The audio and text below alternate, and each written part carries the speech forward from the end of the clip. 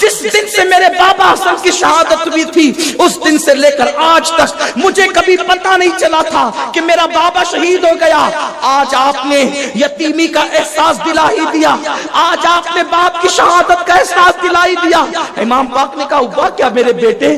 عرض کرتے بابا جان, چچا جان, آپ تو مجھے نہ کہتے ہیں, کربلا میں جانے سے منع کرتے ہیں. فرمایا میرے جگر کے ٹکڑے, میرے حسن کی نشانی کس منہ سے تجھے جانے دوں, میں کیا جواب دوں گا حسن کو؟ حضرت امام قاسم کہتے اگر آپ جانے نہیں دیں گے تو میں اپنے بابا کو کیا جواب دوں گا؟ کہا تیری پھوپھی زینب نے تجھے بڑے نازوں سے پالا ہے میرے لال, میں تجھے کیسے جانے دوں؟ حضرت امام قاسم کا جب مکالمہ ہوا, مورخین نے بہت طویل مکالمہ لکھا ہے, لیکن اس کی طرف نہ جاتے ہوئے اللہ اللہ امام قاسم روتے ہوئے اپنی پھوپھی کی طرف گئے. توجہ کریں, اپنی پھوپھی کی طرف گئے اور پھوپھی کے قریب جا کر ابھی پھوپھی کو کچھ کہنا ہی چاہتے تھے کہ امام قاسم کو روتے روتے اچانک ایک بات یاد آ گئی. ماضی کے جھروکے میں امام قاسم ڈوب گئے, ماضی کے ماحول میں امام قاسم ڈوب گئے. اللہ اللہ امام قاسم کو دراصل اپنے ابا جان کی شہادت کا وہ آخری لمحہ یاد آ گیا. ہاں ہاں,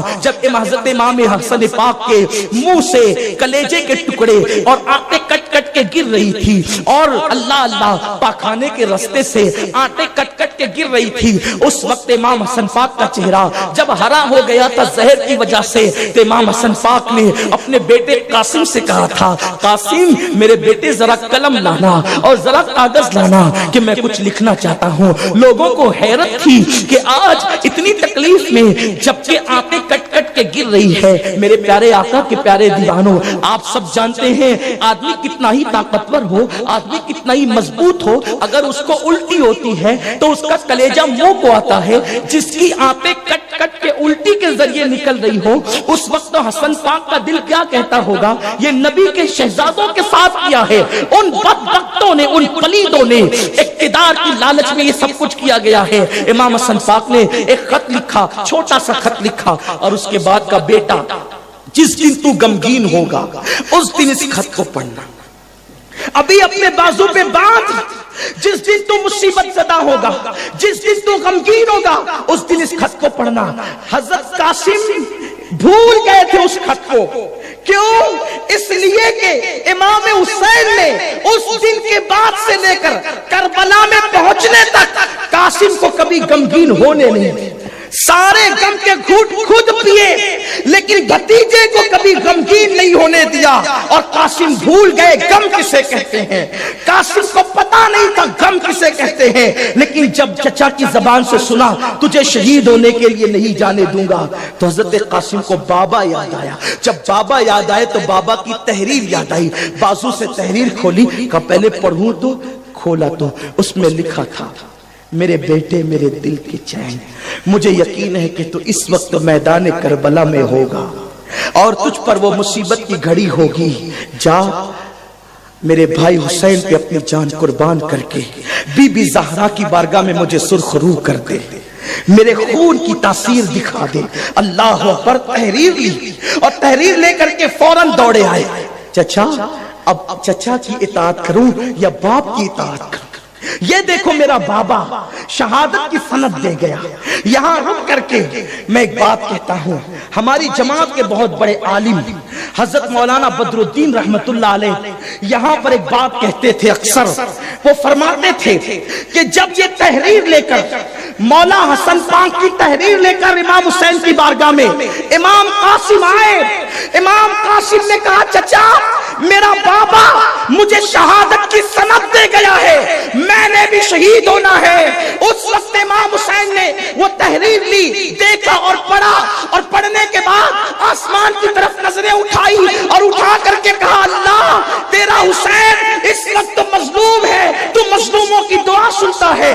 آج جمعہ کا دن ہے, تو جمعہ کے دن دعا قبول کرتا ہے. آج عاشورہ کی گھڑی ہے, عاشورہ میں دعائیں قبول ہوتی ہے. مولا تو مجاہدوں کی دعا قبول کرتا ہے, تیرا حسین جہاد میں ہے, مسافروں کی دعا قبول کرتا ہے. حسین اس وقت مسافر ہے, تو مظلوموں کی دعا قبول کرتا ہے. اس وقت تیرا حسین مظلوم ہے, دعا کی قبولیت کی اتنی ساری وجوہات جمع ہو گئی. آج حسین اپنے لیے کچھ نہیں مانگتا. میرے بھائی حسن نے نسل کی پرواہ نہیں کی اور اپنی نسل کو میرے قدموں پہ قربان کر دیا. تو مولا آج حسین دعا کرتا ہے کہ تو میرے بھائی کی نسل کو قیامت تک زندہ رکھنا.